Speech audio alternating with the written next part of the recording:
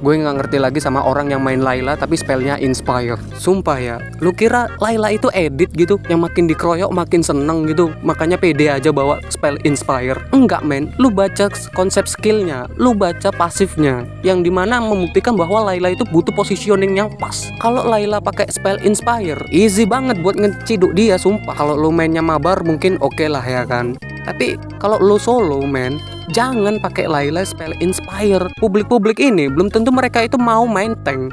Dan kalaupun mereka mau main tank, dia juga nggak ngurusin elu doang sat. Jadi mulai dari sekarang stop main Layla